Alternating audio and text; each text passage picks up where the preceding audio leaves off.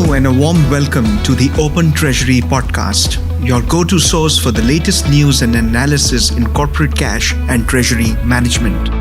This show is brought to you by CTMfile.com and the Treasury News Network, where treasury professionals learn and share the information that matters most.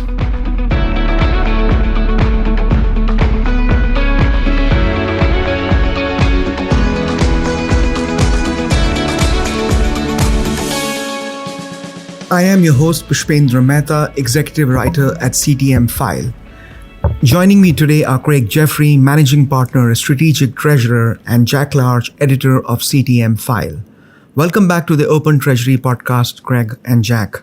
This week, we are focusing on 5 themes, namely global treasury intelligence, payments, acquisitions, the UK economy, and finally, cybercrime. You can read these articles and also research content more deeply by visiting ctmfile.com or by following the links in our show notes. Our first theme for today is about global treasury intelligence. Mastercard has launched Global Treasury Intelligence, a cloud-based platform designed to give organizations greater visibility into payment flows. According to the papers, the idea for this new product launch came to Mastercard after consulting strategic treasurers' October 2021 cash forecast and visibility poll results, wherein 91% of respondents noted they still use spreadsheets for forecasting. This leads to businesses often struggling with visibility into company-wide spending. Craig, if I may start with you, why should corporate treasurers adopt Mastercard's Treasury Intelligence solution? Well, I don't know if I can answer that specific question, but why is this interesting? You already brought up the point that a huge number of treasury professionals are using very manual methods of forecasting. And if we look back at survey data, we do a lot of research. If we look at survey data, forecasting has been the top or one of the top items for well over 5 years. It might be going on 10 years. If they had more time, they would spend more time on it, and we can reference some research on that. They spend a significant amount of time on it already. They want to do better, and so it's a key initiative each year. And then every time we hit these bumps in the road, difficult economic cycles, whether it's the pandemic, or it's the financial crisis of 2008, 2009, a period of rapidly rising interest rates, people turn to that. And so this is a way of, I don't want to call it weaponizing data, but it's a way of having a better method of capturing data. So this pulls data from ERP systems, payment platforms, and gives better visibility and insight to it. The use of data is really important. And so this is at least interesting. It's something someone should look at. Whether they should adopt it or not might be another issue. But the idea of we want to get at data really matters to treasurers. And so this is really worth looking into more deeply. I can't understand the statistic of how many treasurers don't use some form of cash flow forecasting. That aside, the issue always is getting all the data together so you can see what the likely future is coming down the track. And with the economies worldwide needing greater understanding is paramount. This Mastercard product is not original. It's duplicating what applications like Cashforce do. What it does, though, is underline the importance of bringing all the data together, not just little bits, all of the data together. In that sense, the product is welcome. However, I wonder why you haven't done it in the first place. Moving forward to the payments theme, JPMorgan Chase and Visa plan to link their global private blockchain networks, Link and B2B Connect. Visa B2B Connect will use Link's new tool, Confirm, to authenticate new accounts for cross-border payments and to authorize new user accounts. Craig, is this establishing connectivity between the blockchain payment networks of Visa and JPMorgan about enhanced security and fraud mitigation, or are there more benefits for an organization's treasury? Well, I think the general definition of interoperability covers those areas as well as more. The reason this article and this event is most noteworthy, I think, is, well, first of all, you have a multi-trillion-dollar bank and one of the largest card company in the world pulling together for this payments network using, connecting blockchain to it. So I find this really quite worth paying attention to see what's going on. So interoperability has issues of, it's like the power of a network. What can I do? How big is the network and what can I do on it? So the fact that there's security is a nice feature of it. The fact that these are two enormous organizations pushes us into the right direction. What we're seeing here is the large networks like Mastercard, Visa, and SWIFT and Citibank, for example, all trying to leverage their network to get more of the traffic into their channel, their way of doing things. I'm not quite sure who's winning here. The issue for me is, if I were a corporate treasurer, I would need to understand much more clearly what I can do in each of the different opportunities. And that, at the moment, that for me is not clear. Our next story in the payment section is about Citi Treasury and Trade Solutions that has announced its plans to launch round-the-clock payments clearing to its institutional clients later this year. The clearing service is designed to enable Citi's financial institution customers to make US dollar payments 24 hours per day, 7 days per week, including public holidays. Craig, how will Citi's round-the-clock payments clearing service benefit corporate treasurers? Well, and this particular one seems geared towards their financial institution clients. So other banks who use them as a correspondent or perhaps non-bank financial institutions that need clearing activity around the clock. And so I think about the consumer side. If you want to send rapid payments, almost instant payments from a consumer basis, we have that now. And it's limited in different ways, and it's certainly a different story if you're moving 5,000 US or 5,000 pounds or 5,000 euros. Very, very different from if you're moving 5 million or 20 million or some larger sum. We've talked about speed before. Nothing's getting slower. And we talk about cash following the sun and the ability to move funds following the sun.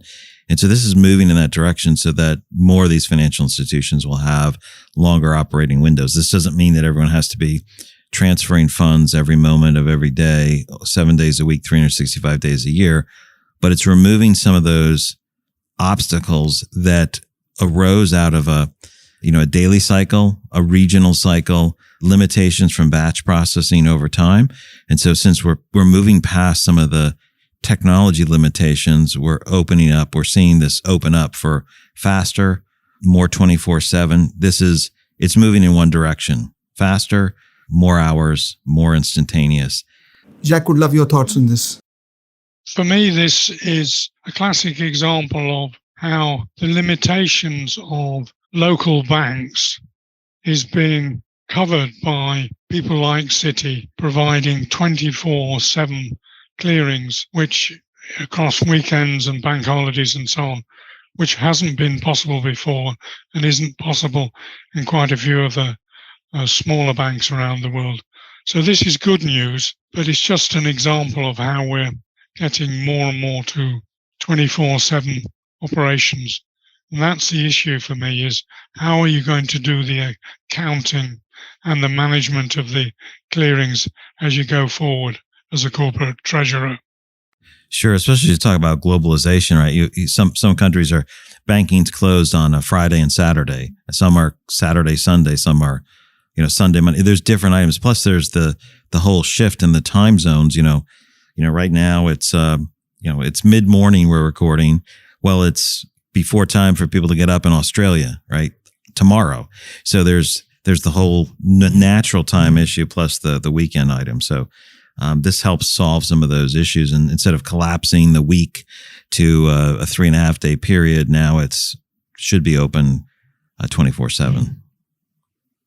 solving issues. And our next theme for discussion revolves around acquisitions that may also solve issues. The first story in this theme pertains to Thoma Bravo shelling out US $2.3 billion for ForgeRock, an identity management company. The second story is about BNP Paribas' decision to acquire Kantox, a currency risk management automation firm. Craig, given that corporate treasurers are currently navigating turbulent markets, can these two acquisitions, one within the realm of digital security solutions and the other about automating currency management, help treasurers mitigate some of their challenges? Well, I think in the case of BNP Paribas with Kantox on the FX side, I mean it's more, I'll call it vertical integration.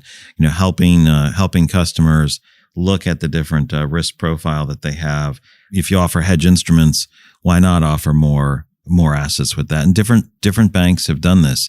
They've partnered or they've acquired. And so you see the massive BNP doing this. It's a huge risk, and FX volatility has not decreased in the last 6 months. It had been relatively stable FX volatility has been relatively stable. Now I think we're seeing quite a bit of fluctuations with interest rates and changing economics. So this is a good time for it, and this is really part of the broader mix. On the Thoma Bravo acquisition, I think they've showed up more in the news, particularly in the areas of finance that matter to Treasurer. So you could think back to the Bottom Line acquisition, taking them from a public firm to private, huge acquisition, and they've made other ones. They have deep pockets, and their ForgeRock in a multi-billion-dollar transaction has brought them private. So these are part of significant strategies, not having to be as focused on a quarter by quarter emphasis, but putting pieces together for the entire trading cycle. So yeah, we're in a period where there's a little bit more combinations happening now. These two stories for me illustrate the issue for a corporate treasurer. They need to understand the future strategy and partnerships and takeovers that their major suppliers are going to encounter, are in their plans. So, for example, if you were with Kantox and you don't bank with BNP, is that an issue? Similarly, on the ID side, the same sort of question arises. For me, the question here is, how do you understand what your partners are doing, what your suppliers are doing, so you don't get at risk when they suddenly come up with a new strategy? Let's discuss our next theme for today, which is the UK economy. The UK Finance Minister, Jeremy Hunt, has announced almost all of the controversial tax measures announced by his predecessor would be reversed. The major U-turn includes scrapping the cut for the lowest rate of income tax from 20% to 19%, as well as reductions to dividend tax rates, the reversal of off-payroll working reforms, VAT claims backs for tourists, and the freeze on alcohol duty rates. The stunning reversal would raise £32 billion. Jack, how will the UK Finance Minister's announcement impact corporate treasury? The attitude here is just despair. That old Chancellor is now known as Kamikaze Kwarteng. They didn't understand the implications of what they were doing and didn't inform the market and be very careful to prove the validity of what they're doing. Now, the issue for corporate treasurers is, how do I minimize the exposure to such sort of behavior? Now, I don't think the Tory party will do it again in any time soon. But it points out yet again that you need to understand the longer term solidity and strategy of a currency to be able to be sure that you're not exposed, because quite a few people will have lost a lot of money in the sterling area. The last theme for today pertains to cybercrime. The first story is about October being the biggest month in the biggest year ever for cryptocurrency hackers, with $718 million stolen from decentralized finance sites across 11 different hacks, according to Chainalysis, a US-based company that tracks such data. At this rate, 2022 will surpass 21 as the biggest year for hacking on record, with over $3 billion stolen so far across at least 125 hacks, as per Chainalysis.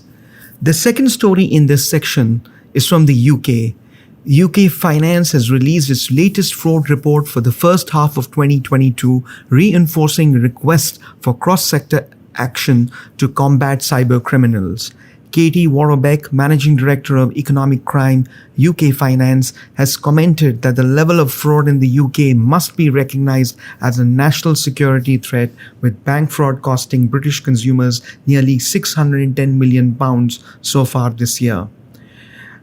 Craig, given that more than $3 billion has been stolen in crypto hacks this year, and that frauds have proliferated in the UK, which is now being termed as a national security threat, would you as a corporate treasurer be on the edge because cybercrime is turning into a scammer's paradise? And what would you recommend corporate treasurers do to outsmart hackers? Sure, and we're doing quite a bit of work with corporations, but thieves are going to thieve, thieves are going to steal, and they've become much more sophisticated and smarter, and so they're pulling value out of any system they can, whether it's through data to sell the data, whether it's through cash by compromising payment systems, or whether it's getting into the crypto wallets and taking the digital currency. So this is a massive concern. It's escalated every year. Treasurers know that this is an issue. They report on that. It's like a majority says every year that it is escalated either significantly over the prior year, or extremely significantly, or significantly over the prior year. Every year this is happening. It's going up. And so this is a major concern. What we're seeing on the corporate side is there is a greater ownership of the payment process. We've referred to as Treasury as the superintendent of payment security or of payments. We're seeing that being adopted very heavily, where they're taking a larger role. They're gathering an inventory of all of their payment flows across the globe. And the larger you are, the more complex that is. Figuring where those are, where are the weak spots, not just have the inventory, but figure out what are the standards for protecting master data records where items change, to protecting files as they move through the organization or are transmitted to the financial institution, to the use of banking services that will provide either early warning or alert them to what's going on, as well as things like payment hubs, treasury aggregators, treasury management systems that help use technology to alert them to something that's not right, something that's anomalous. This is not something that can be ignored. It's significant enough now that it needs to be addressed. In a couple of years, it'll be looked upon as you are very delinquent and inappropriate in your protection of the organization's most liquid assets if you're not addressing these items. It's gotten to that point. And so these are billions of dollars in the global economy is not that huge. It's not like we've lost $1 trillion. These are significant frauds, funding criminals to repeat what they're going to do. So they've been raising their capital by the success of their thefts and can use that to become more sophisticated and gain better activities. This is a big issue. So if thieves are going to thieve, the victims and those who have common interests can collaborate. Even if you're competitors, if you have, all of this criminal activity getting together, like, what the UK Finance has said, this is an opportunity to better defend against, I'll call it common enemies, common criminals. The UK Finance study showed a very important element in fraud control is that it's multi-sector. It isn't just limited to the banking sector. It covers all sectors, and the exposure needs to be managed within the banking system, within the treasury system, but also across the whole supply chain. That was the first thing that struck me. And the other thing is, in some ways, the level of cybercrime is relatively low compared to the volume going through the crypto systems at the moment. In some ways, the crypto systems are starting to get a handle on the level of fraud. Okay, it's huge, but it is now starting to slow down the growth. But for corporate treasurers, fraud is always going to be a problem. Finally, I would like to wrap up this conversation by seeking your opinion on your choice for the biggest or most important story of the past week and why. Jack, if I may start with you.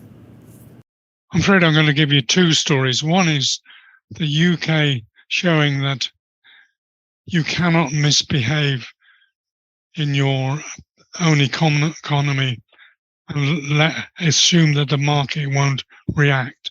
It reacts very quickly and hugely.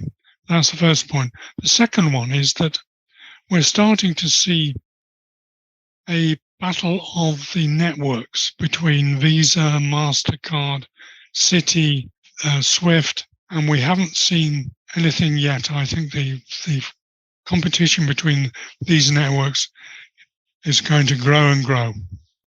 Yeah, I like your comment about the battle of the networks or the battle of the forming alliances of the networks. That's probably another podcast, maybe some articles. A couple things that were the top stories or themes that came about were not some of the things that we spoke about in my view. So a couple things are U.S. centric, North American centric. U.S. hitting another 40-year high on inflation, so over 8% year over year. Across a couple of factors, both core and extended inflation numbers, quite notable issue and cause for concern. That's also bumping up the cost for mortgages, impacting the housing sector. That's been spiking up. Certainly we haven't seen that in a number of years. The other factor too, in terms of what's going on to make adjustments and what's happening is, the U.S. has released over 180 million barrels out of the Strategic Petroleum Reserve, largely to decrease the cost to price and the pain at the pump, not for a storm, not for a natural catastrophe, not for something going wrong with refining or anything like that. This was merely to reduce the price, and we haven't done that before. Certainly, nothing of this magnitude. It's always been for some significant. It's not really releasing it before winter. We're concerned about people freezing. So that's run its course. And now there's talk about releasing another 15 to 20 million barrels before midterm elections. And this is very, very interesting to see. I mean, it's almost, blatant in terms of what's being done to help with pricing and prior to an election, which does not seem to be a strategic move for what we're doing with fuel. So a couple of these are very concerning for what's going on with the general economy. These smaller adjustments, I think, are a bit noise. But the other story is Sibos has been completed, which is the big SWIFT event. So there's probably some good articles for that. And the AFP is about to begin. That's going to be held in Philadelphia this year. So conferences are happening and people are attending in person.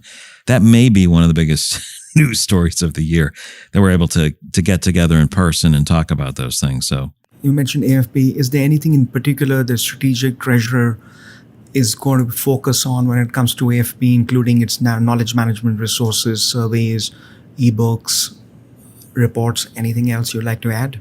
That's a good question, and it's a good setup. So we are having a brunch on Sunday for bankers, fintech firms, private equity firms, about our data and research, because this is so helpful for, banks who are making decisions where to invest in their products, fintechs who are looking at what companies to invest in. So everything from market sizing, directions, plans to spend, what people are doing, changing behaviors across a huge sector is part of our data offering. So we're unveiling that a little bit more fully this year. So that's an event. We have fintech hot seats on payments and technology on Monday and Tuesday. So tech, and payments on Monday and Tuesday in the VIP room. It's above the exhibit hall floor. We also have a couple lunches as well as 2 parties. So we are packed with stuff that's going on. I'm already tired just describing those to you, but looking forward to seeing so many friends and meeting other people for the first time in Philly. Best wishes for the AFP, Craig. Thank you, Craig and Jack, for your valuable insights. We would also like to thank our CTMfile audience for joining us on this edition of Open Treasury. Please subscribe and look in the show notes for the article links. Thank you.